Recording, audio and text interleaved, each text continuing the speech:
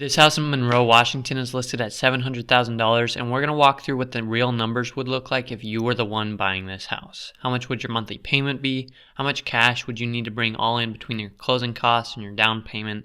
And then how much income would it take to qualify for this loan? Because I know when you're early in the process and trying to get a real sense of what numbers might look like, it's hard to know how much confidence to have in those online mortgage calculators. So hopefully looking at a real quote will just give you a little bit more confidence going into the process, even if you are early on. And this is a real mortgage quote. My name is Landon. I work with Cleveland Street Mortgage based in Bothell, Washington. So this is a real quote we're pulling on this house. So let's go ahead and hop in and look at the numbers. So I've created two different scenarios here. I've created a 10% down payment scenario and a 25% down payment scenario. So hopefully one of those is somewhat comparable to where you're at, but at the very least, it will give you a reference of how things changed based on different down payments and things like that. Yeah, and the other piece you should know going in is I'm assuming a credit score of 740, so that is going to influence what the pricing is here. So let's go ahead and walk through the numbers on the 10% down scenario first. Let's see what the numbers are, and then we'll come back to the 25% down and see how those numbers change. Quick warning, this is a $700,000 house, and it is on the lower side of the down payments, and rates are where they are right now, so this is always going to be a high monthly payment.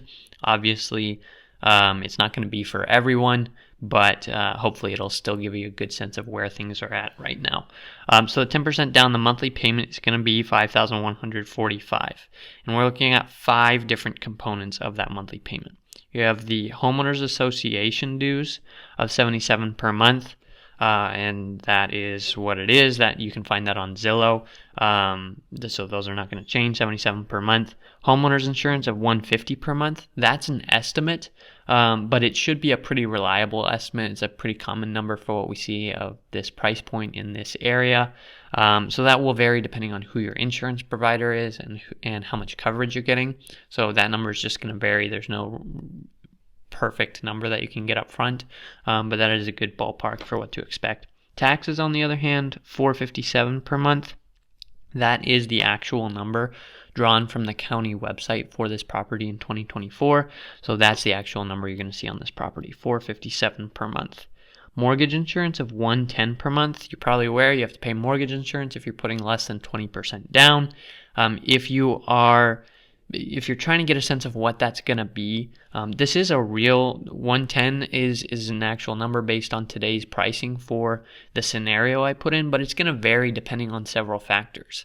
It's going to vary depending on how much, what your credit score is, how much your loan amount is, and how much your down payment percentage is.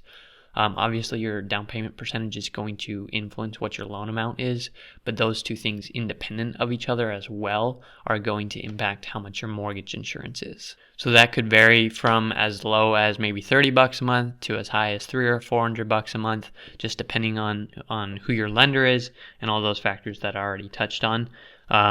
So say you got to maybe 15% down and your loan amount was, rather than, $600,000, it was more like $300,000 or $400,000. Then your mortgage insurance is going to be a good bit lower. Maybe your credit score pops up to 760 or 800 as well. Your mortgage insurance could be as low as $20 or $30 a month, maybe. So just so you know, that is going to range quite a bit. Principal and interest of $4,351. And that is based on a loan amount of $630,000 and an interest rate today of 7.375%. That is not an advertisement for this interest rate. That is just it is a real number. It is a real interest rate, but it's based on assumptions that are not necessarily true of you. So it is a good ballpark for where rates are at right now, but again, not an advertisement for that rate, not a guarantee that you're going to be able to get that rate if you come and try and get a mortgage today. And those are 7.375, unfortunately, is back up again a little bit from where we have been the last week or two. We were down for a couple weeks there, and now we're back up again, making this on May 29th. So this is live pricing, but again, not a guarantee of what you're going to get. Let's pop down to closing costs, and you can see you're going to have to pay closing costs of $10,679. Closing costs, there's two general buckets. There's basically the costs you have to pay in order to get the mortgage, the people and the services that are helping you make it happen. And then the prepaids is the other component. And prepaids are things that you're going to be paying on an ongoing basis as part of your mortgage payment. But in order to get you set up, typically the lender takes you skip kind of your first payment after being in the house. You skip your first payment, and the lender will take some of the payment for some of your prepaid interest, your homeowner's insurance, your taxes, and put that into escrow ahead of time through closing costs in order to cover their costs so that they're not having cash flow problems. And to get those covered, because you're not going to be paying, you're not going to make up for that on your next payment. Your payment's going to stay the same. So they cover some of those in your closing costs. So that's what closing costs are. That could range from, for this price point, this loan amount, maybe $10,000 to $12,000, depending on several different things. But that's probably a good ballpark. And then estimated cash to close. This is all the money you're going to have to bring in, all the cash you're going to have to bring to escrow to close the deal of $82,544. That's your closing cost plus your down payment of 10%. So you're going to need to bring $82,000 for that 10% down scenario. We'll come back and talk about how much income it would take to qualify for this loan in just a second. Let's see how the numbers change when you go to 25% down. So 25% down, now your monthly payment is $4,310. Homeowners association dues stay the same, $77. Homeowners insurance stays the same, $150 per month, and taxes stay the same, $457 per month. Those all stay the same because they're dependent on the house, not the loan structure or down payment. Principal and interest changes. Now we have $3,626 based on a loan amount of $525,000 as opposed to $630 over here, and then an interest rate of 7.375%. In this case, going from 10% down to 25% down didn't really have that much of an impact on your interest rate. I will say this without getting into detail.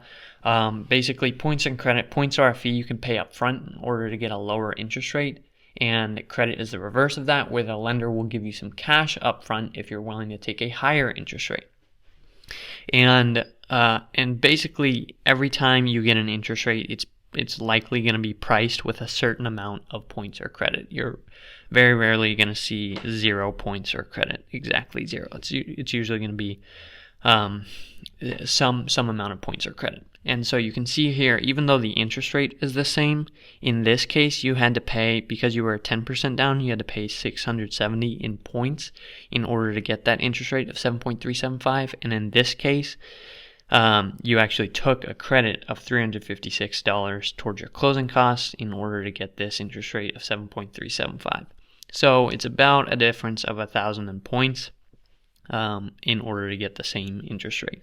So you still did benefit. Your interest rate, your overall cost of money benefited from getting up to a 25% down payment.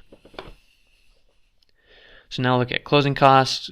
We have a slightly smaller loan amount, which is going to influence your closing costs. Your closing costs are always going to be influenced by several different things, but definitely your loan amount in your purchase price will have a direct influence on your closing costs. And now we have a smaller loan amount, so $10,260 in closing costs.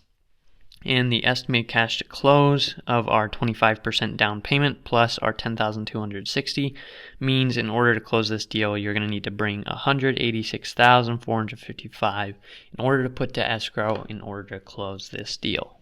So how much income would it take to qualify for these payments? They're on the higher side as far as averages go. So what is the income that it would take to qualify? Now, before I get into that, I want to distinguish. I'm not talking about being able to afford these payments. I'm not talking about how much you should be making in order to be comfortable taking on these monthly payments. I'm not talking about your side of things, how you make this decision.